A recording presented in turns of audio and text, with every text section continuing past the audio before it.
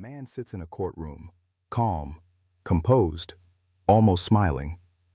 Not because he's innocent, but because for years, no one could touch him. He controlled the streets, the police, even the system itself. Chicago didn't belong to the government. It belonged to Al Capone, a man who made millions from crime, built an empire in plain sight, and got away with murder. If you're interested in the true stories behind power, crime, and hidden empires, make sure you subscribe, because what happened next, no one saw coming. The most powerful gangster in America didn't fall because of bullets. He fell because of something far more unexpected. Long before the power, before the money, before the fear, Al Capone was just a boy, born in 1899 in the crowded streets of Brooklyn, New York, to a poor Italian immigrant family, chasing a better life in a country that offered very little to people like them. They lived in tight, noisy neighborhoods where survival came first and dreams came second, and from an early age, Capone learned how harsh the world could be. But he wasn't just another troubled kid. He was sharp, quick to understand things, confident in a way that made him stand out. Yet alongside that intelligence was something dangerous, a temper that was explosive and unpredictable. At just 14 years old, after a heated argument in school, that temper took control, and Capone struck his teacher, a single moment that changed everything. He was expelled immediately, with no second chances, no way back, and just like that, his life shifted from classrooms to street corners, from education to survival. In those streets, there were no rules, only opportunities and consequences, and it didn't take long before he was drawn into the world of gangs, where young men weren't waiting for success, but taking it by force. This became his real education, where he learned about loyalty, violence, power, and the kind of respect that often came from fear. This wasn't the moment he became a monster, but it was where the foundation was built, choice by choice, step by step, because no one is born powerful, and no empire, no matter how ruthless, begins at the top.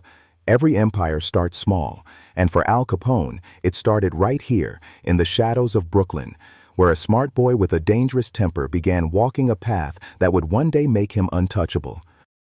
By the time Al Capone left school behind, the streets had already begun shaping him into something far more dangerous than anyone could have imagined.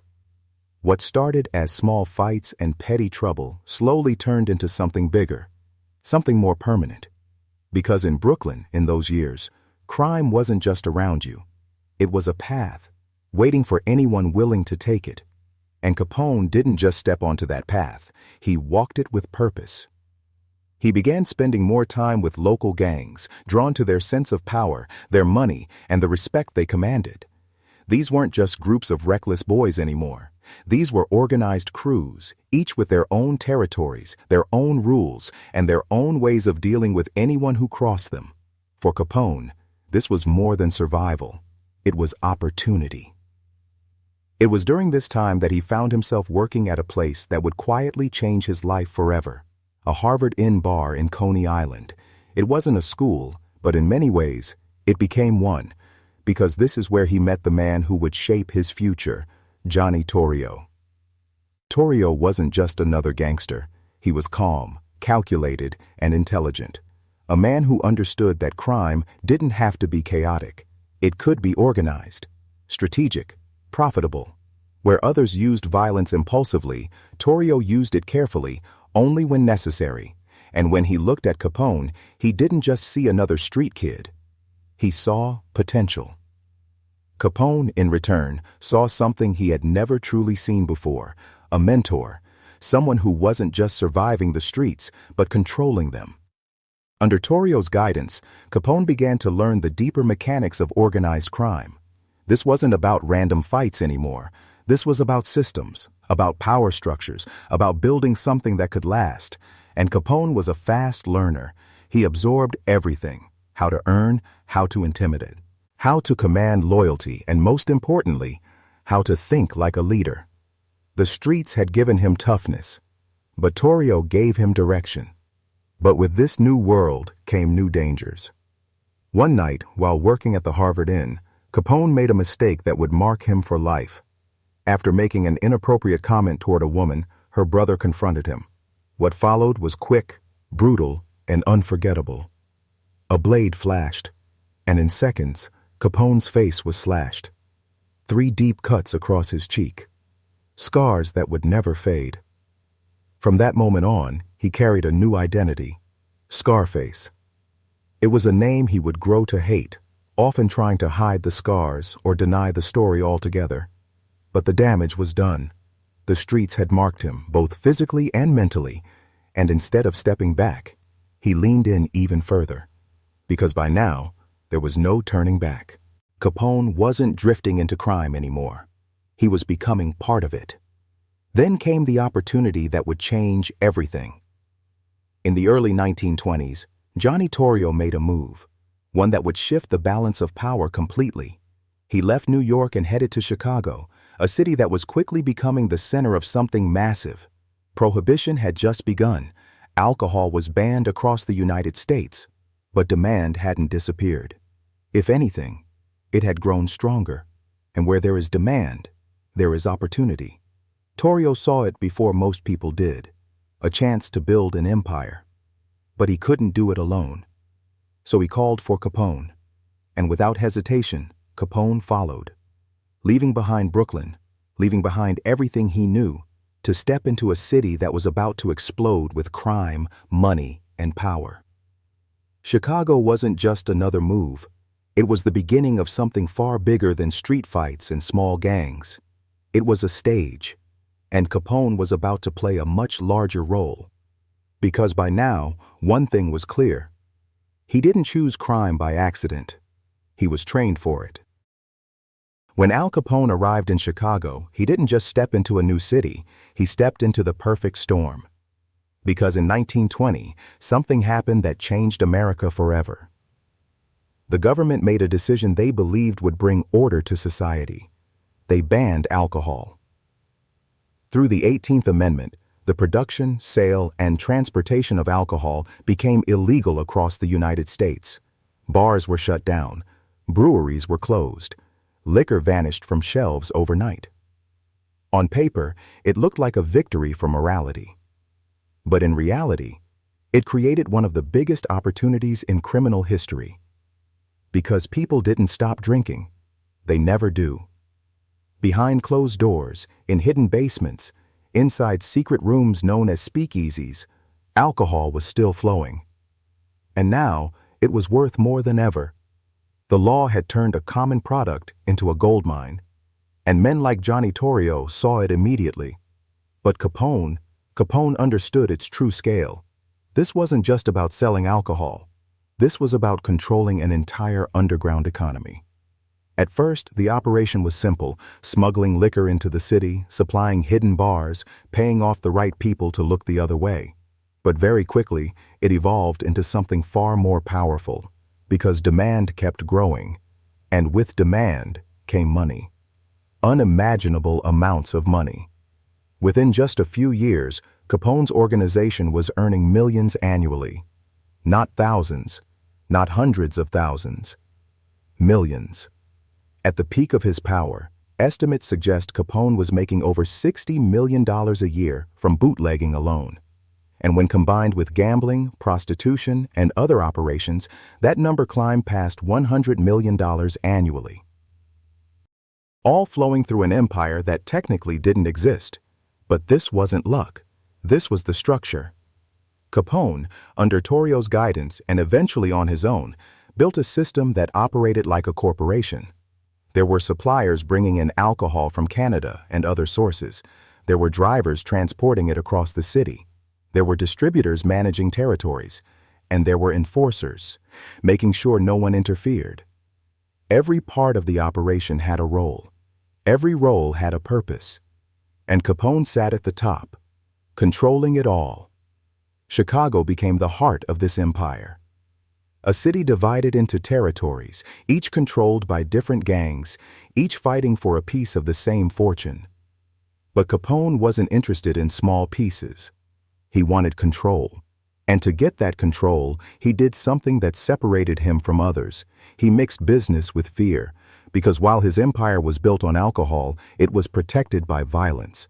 Anyone who tried to compete Anyone who refused to cooperate, anyone who threatened the flow of money, was dealt with. Quickly, brutally, and often publicly. Because Capone understood something important. Fear travels faster than bullets. But even as violence grew in the shadows, Capone himself stepped into the light. Unlike many criminals who hid from attention, Capone embraced it.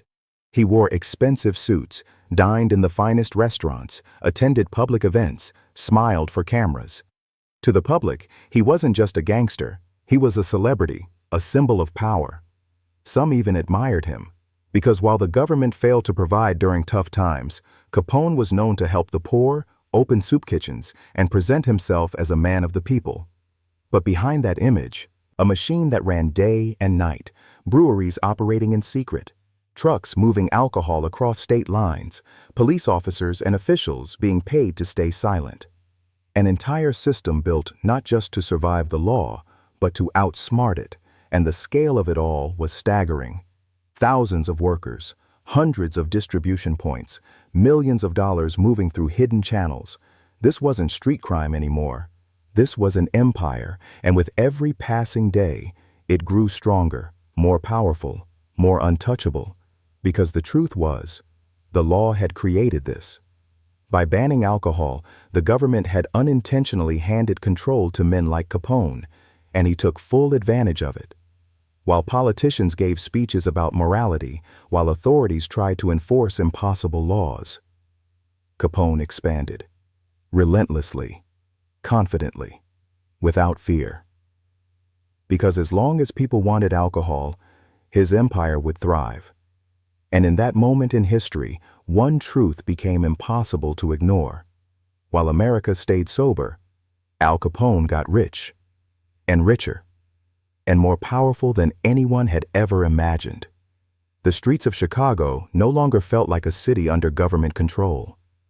They felt like a kingdom, and at the center of it all sat a man who understood exactly what he was building. Not just a business, not just a criminal network, but an empire that was about to reach its peak. And by the mid-1920s, Al Capone was no longer just a rising figure in Chicago's underworld. He was becoming its center. The turning point came suddenly, violently. Johnny Torrio, the man who had built the foundation, the man who had trained Capone, was nearly killed in a brutal assassination attempt. Shot multiple times by rival gang members, Torrio survived. But something inside him changed. For the first time, he saw the cost of the empire they were building, and he made a decision few men in his position ever make. He stepped away, retired, walked out of the life while he still could. But empires don't disappear when leaders leave. They evolve. And there was only one man ready to take control. Al Capone, young, ruthless, and already deeply connected to every part of the operation. At just 26 years old, Capone became the boss of Chicago. Not a figure in the shadows, not a name whispered in alleys, but a king in plain sight. And unlike Torrio, Capone didn't believe in staying quiet. He believed in dominance. Under his control, the operation didn't just continue, it expanded. Bootlegging became more organized than ever before. Massive shipments of alcohol moved through the city like clockwork, hidden, protected, and unstoppable. Speakeasies multiplied across Chicago, each one feeding into Capone's network, each one generating profit that flowed directly to the top. But alcohol was only part of the empire. Because Capone understood something most criminals didn't. If you control one market, you're powerful. But if you control them all, you're untouchable. So he expanded. Gambling operations spread across the city. Casinos, card rooms, betting houses, all carefully managed, all bringing in steady streams of money. Prostitution networks followed. Hidden, controlled, and protected. Every vice, every illegal desire, every underground business in Chicago began connecting back to one name: Capone. And with that control came something even more important than money: influence. Because Capone didn't just run crime.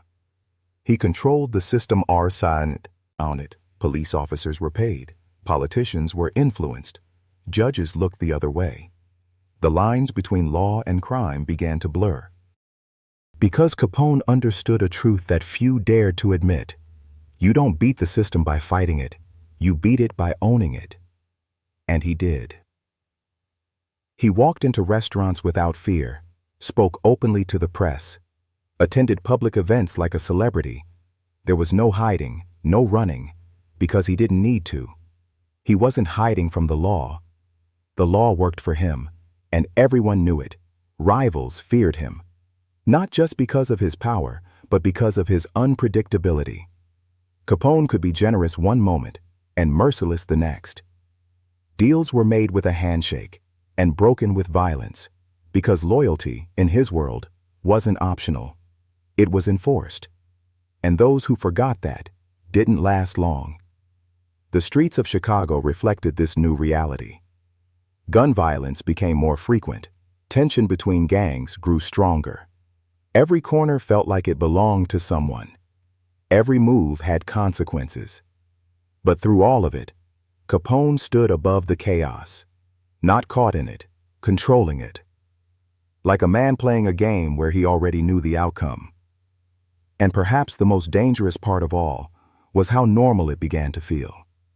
To the public, Capone wasn't just a criminal.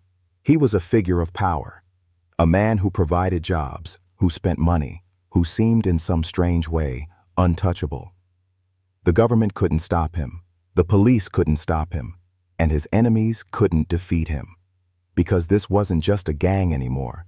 This was an empire, built on money, protected by fear, and ruled by a man who believed he couldn't be brought down. And for a time, he was right. Power always comes with a price. And in Chicago, that price was blood. By the late 1920s, Al Capone's empire had reached its peak, but so had the tension surrounding it. Because when one man controls everything, others start to feel suffocated. Rival gangs, pushed out of territory and profits, began looking for ways to fight back. This wasn't just competition anymore. This was war. The streets of Chicago turned into battlegrounds. Cars sped through intersections with gunmen hanging out the windows. Tommy guns echoed through alleyways. Bodies were left as warnings. Every attack was a message, every retaliation louder than the last. And at the center of it all was Capone. Not always pulling the trigger, but always pulling the strings. His biggest threat came from the North Side Gang, led by men who refused to bow to his control. They challenged his dominance, disrupted his operations, and most importantly, they survived. For Capone, that was unacceptable. Because in his world, survival without loyalty was rebellion, and rebellion had to be crushed. What followed was a series of escalating attacks, ambushes, assassinations, and public shootouts that left the city in constant fear. No place felt safe, not the streets, not the businesses, not even the daylight. Chicago wasn't just a city anymore. It was a war zone.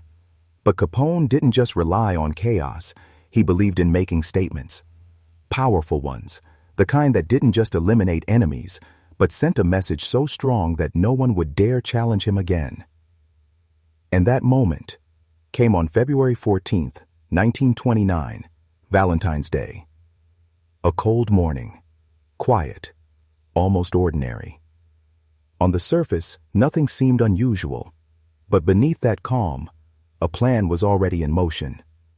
Members of the North Side Gang had gathered inside a garage on North Clark Street. They were expecting a shipment of stolen whiskey, a routine exchange, something they had done many times before. There was no sign of danger, no reason to suspect anything, and then they heard it. The sound of a police car pulling up outside. Moments later, uniformed officers entered the garage. Calm, controlled, authoritative, they lined the men up against the wall, one by one, just like a standard police procedure.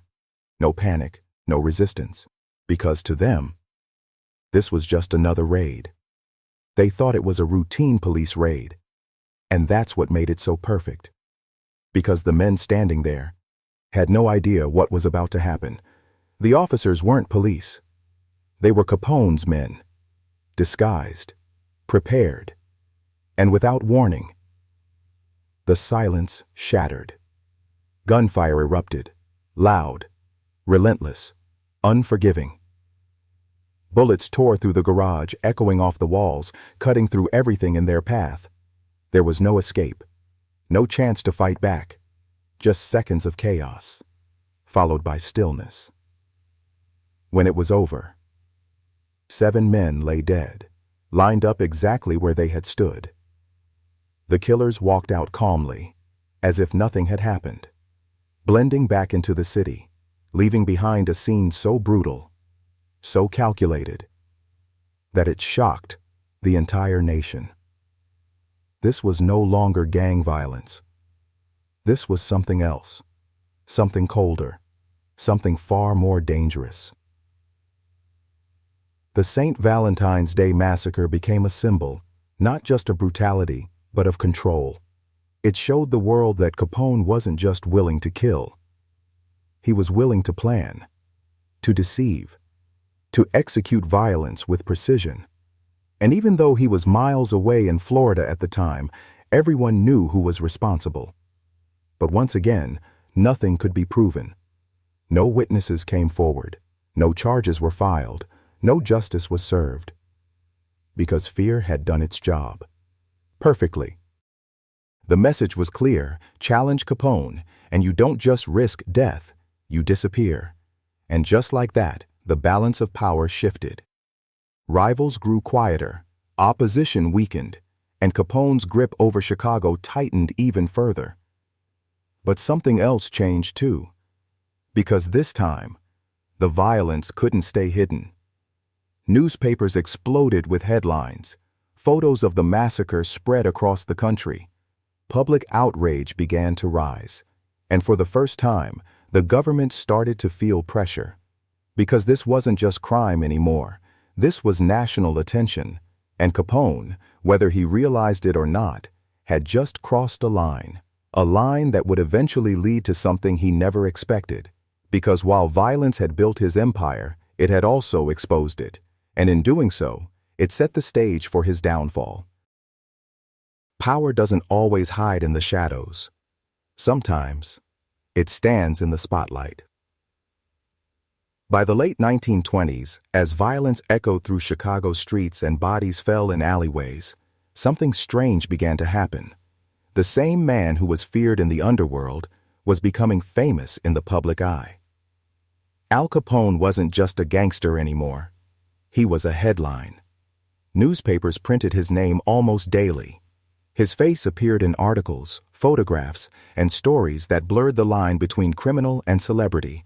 Reporters followed his movements. Journalists wrote about his wealth, his lifestyle, his influence, and instead of avoiding attention, Capone embraced it. He smiled for cameras, gave interviews, spoke confidently, sometimes even joking with the press. There was no fear in his eyes, no urgency to hide. Because in his world, fame was power, and Capone knew how to use it. He dressed in expensive tailored suits, silk ties, polished shoes. He dined in the finest restaurants, stayed in luxurious hotels, and moved through the city with a presence that demanded attention. To many, he didn't look like a criminal. He looked like success. And that image was carefully built. Because behind every appearance, every smile, every public moment, there was a strategy. Capone understood something most criminals never did. If people fear you, they will obey. But if people admire you, they will protect you. And so he created a version of himself the public could accept, even respect. At a time when America was struggling, when jobs were scarce, money was tight, and the government seemed distant, Capone appeared to offer something different. He provided. Stories began to spread about his generosity, about how he helped those in need, how he supported families, how he stepped in where the system had failed. And then came one of the most powerful moves of all, the soup kitchens during the G. React depression, when thousands struggled to afford even a single meal, Capone funded and operated soup kitchens that fed the poor every day. Lines of hungry people stretched down the streets, waiting not for government aid, but for help from a gangster. And they received it. Hot meals, bread, comfort in a time of desperation. To those people, Capone wasn't a criminal. He was a lifeline, a man who gave when no one else would. And slowly, a new image took shape.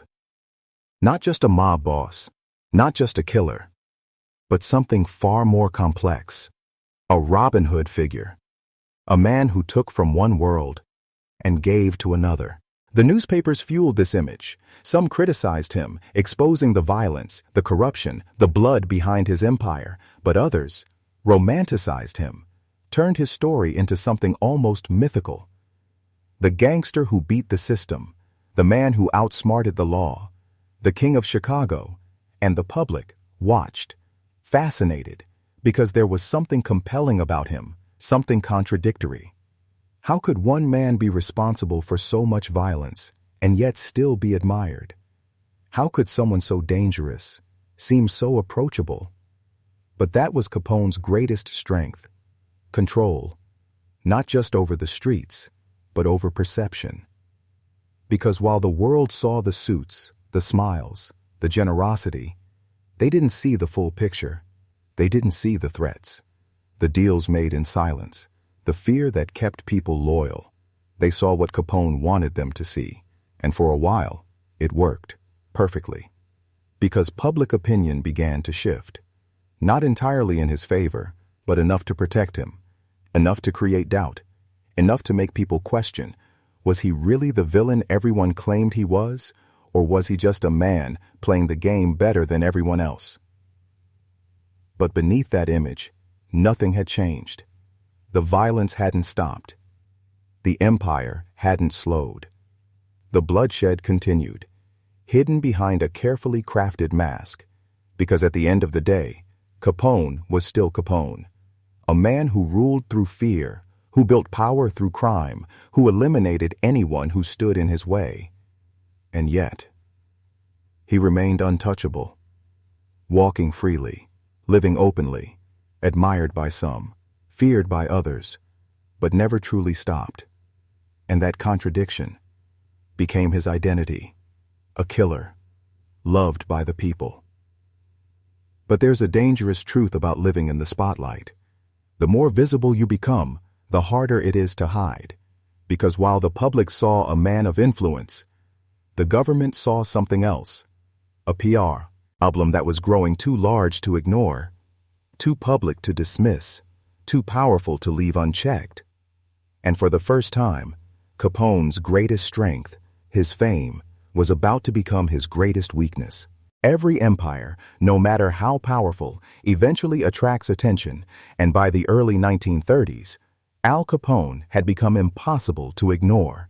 The violence, the headlines, the growing public pressure, it all pointed in one direction. The government had to act, not just quietly, but decisively. Because this was no longer just about crime in Chicago. This was about authority, control, and a message that no man, no matter how powerful, was above the law. But there was a problem. Capone had built his empire too well, too carefully, too intelligently. There were no direct links, no signed orders, no witnesses willing to speak. Every crime, every operation, every act of violence was separated from him by layers of loyalty and fear. He wasn't just running an empire, he was protecting himself from it. And for years, that protection worked. Case after case collapsed. Investigations led nowhere, because no one could prove anything. Everyone knew. But knowing wasn't enough. And that's when a new approach emerged. If they couldn't take down Capone through traditional methods, they would have to try something different. That's when he entered the picture. Elliot Ness, a young federal agent, disciplined, focused, uncompromising, but more importantly, uncorrupted. Because that was the real battle. Not just against Capone, but against the system that allowed him to thrive. Police officers had been bribed. Officials had been influenced. Information leaked before raids could even begin. Capone didn't just control the streets, he had eyes and ears inside the law itself. So Ness did something radical. He built a team. Carefully selected men who couldn't be bought, men who wouldn't bend, men who understood that this wasn't just a job, it was a fight.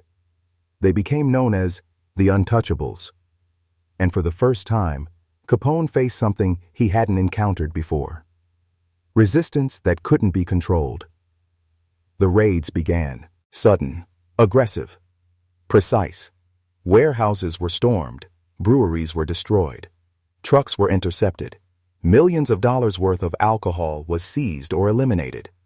One operation after another, each one hitting Capone's empire where it hurt most, his profits. And for the first time, there was disruption. Not enough to destroy him, but enough to shake the foundation. Because this wasn't just random enforcement.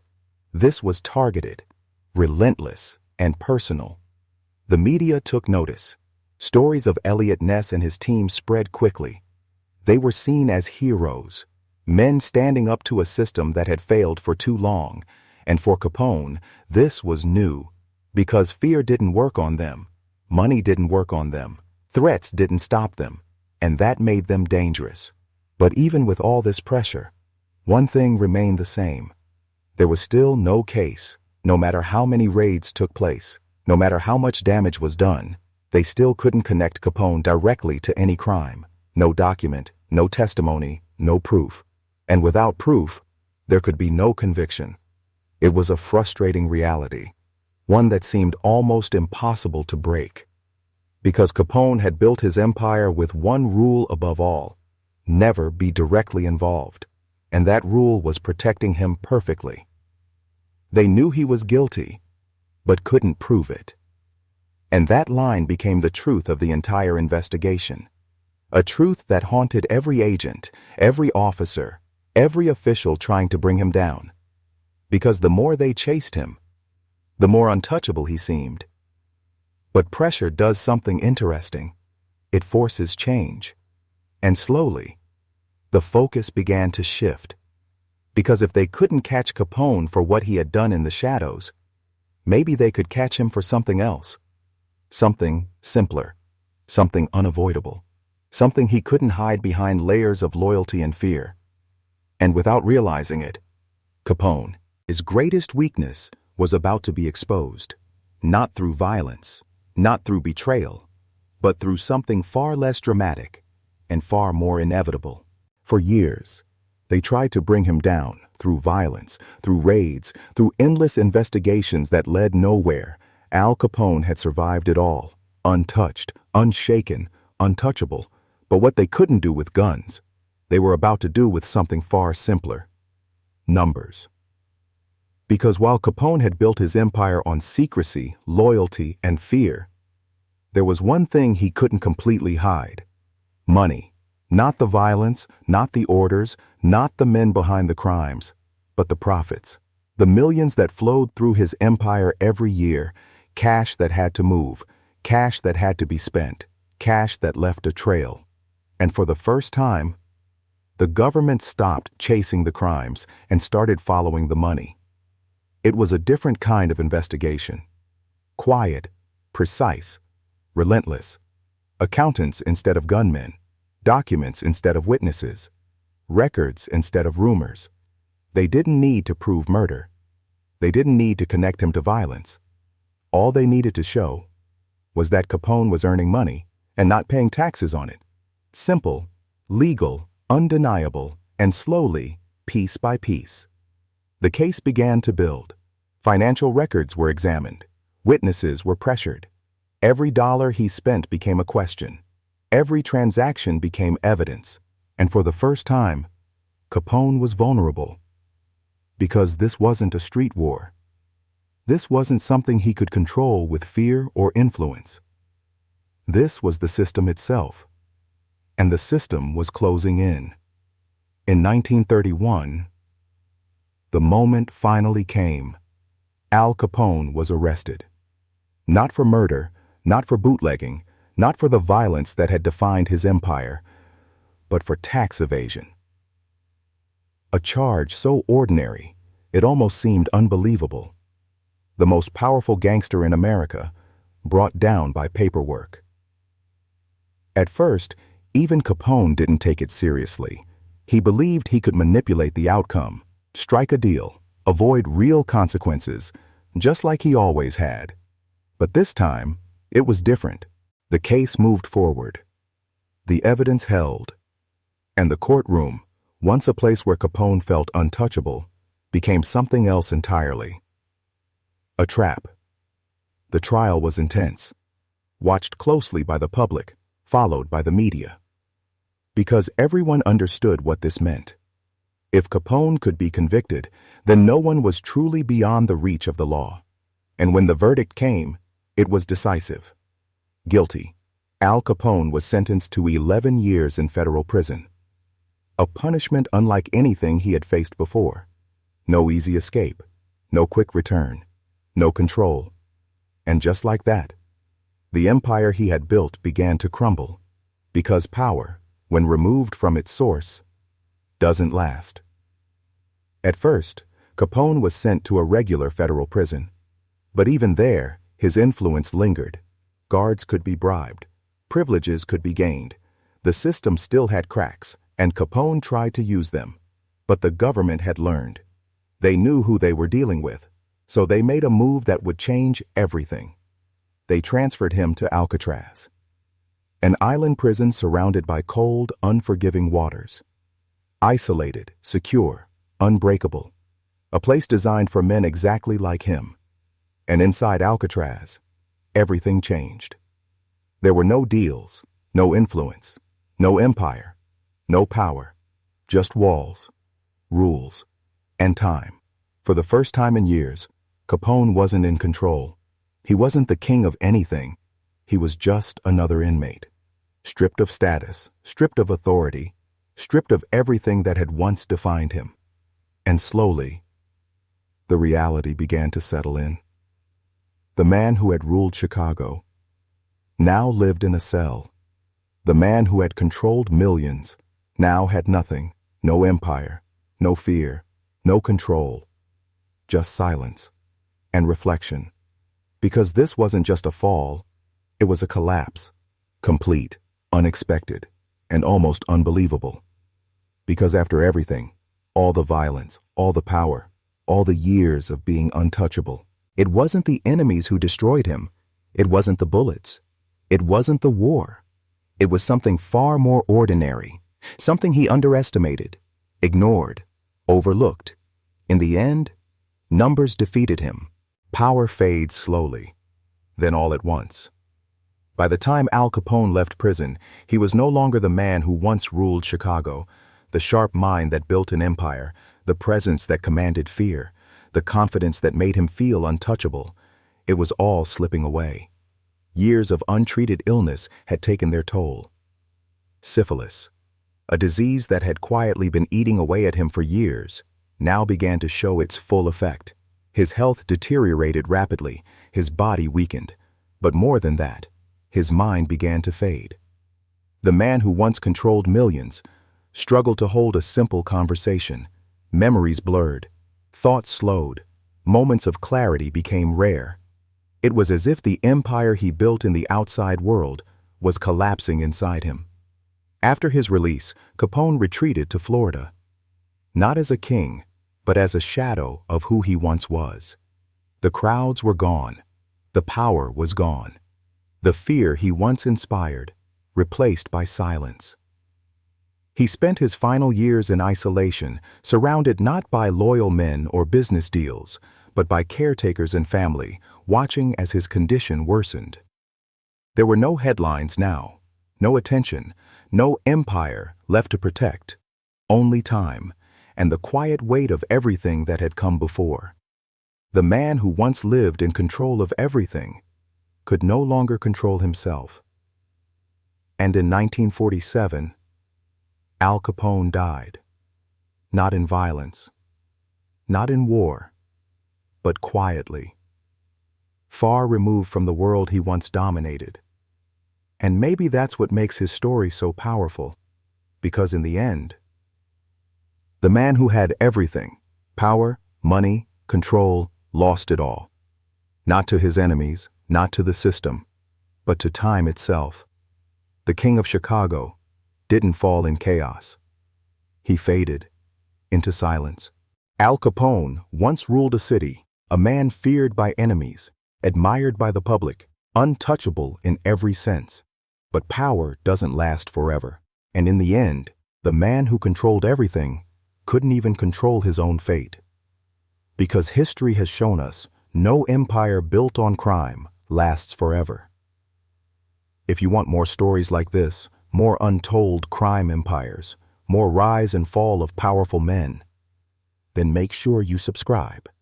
Because the next story might be even more unbelievable.